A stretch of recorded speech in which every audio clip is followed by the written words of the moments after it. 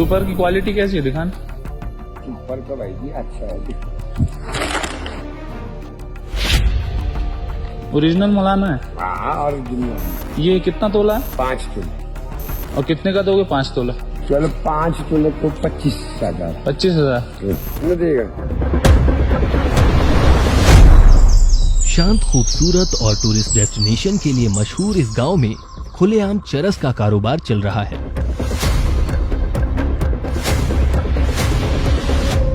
एक तरफ पूरे हिमाचल में इलेक्शन की हलचल है तो दूसरी तरफ कुल्लू से 44 किलोमीटर दूर मलाना गांव में चुनावी शोर ना के बराबर है, जो माना जाता है दुनिया का सबसे पुराना लोकतंत्र है। हजारों साल पुरानी परंपरा, सिकंदर के वंशज और चरस के कारोबार की गुथी हुई कहानी है मलाना।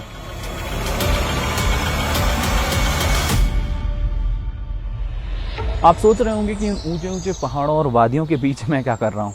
आपको बता दूं कि हिमाचल प्रदेश के कुल्लू ज़िले स्थित मलाना गांव में इस वक्त मैं मौजूद हूं और वो मलाना गांव है। इस गांव की एक अपनी रहस्यमयी दुनिया, जिसमें यहाँ की कोर्ट, यहाँ संसद, यहाँ के अपने नियम, कायदे, कानून हैं और यहाँ सब कुछ उन गांव वालों की मर्जी से ही चलता है। आइए इस गांव की दुनिया में आपको ले चलते हैं। 2 घंटे की खड़ी चढ़ाई के बाद हम मलाना गांव पहुंचे। हंसते मुस्कुराते चेहरों में थमी हुई जिंदगी का एहसास है। गांव वाले मानते हैं कि वो सिकंदर के वंशज हैं। 326 ईसा पूर्व जब सिकंदर की सेना का पोरस की सेना से युद्ध हुआ तो सिकंदर की सेना के कुछ सैनिकों की टुकड़ी ने इसी गांव में शरण ली। आगे बढ़े तो लकड़ी और पत्थर से बने मंदिर पर तख्ती लगी हुई थी। लिखा था, जमदग्नि ऋषि के इस पवित्र स्थान को छूने पर 3500 रुपए का जुर्माना लिया जाएगा।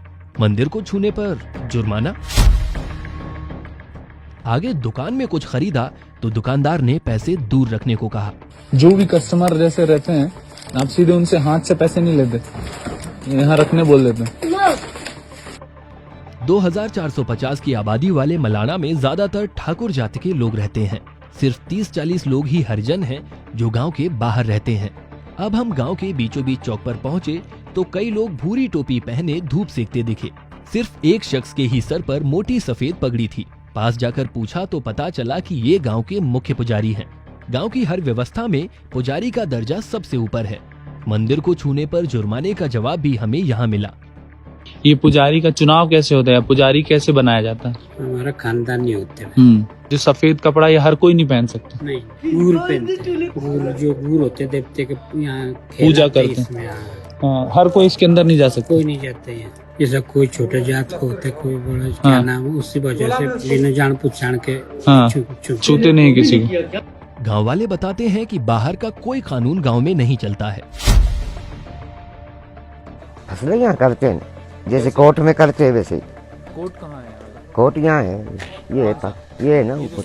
हाँ, ये सामने बैठा हुआ। यहाँ 2 सदन हैं। ऊपरी सदन ज्येष्ठांग, चौराहे पर बड़े वाले चबूतरे पर ये सदन बैठता है जैसे देश की राज्यसभा। निचले सदन को कोर सभा कहते हैं, जो देश की लोकसभा की तरह है। रहस्यों से इतर इस गांव को कहा जाता है the hash village of India.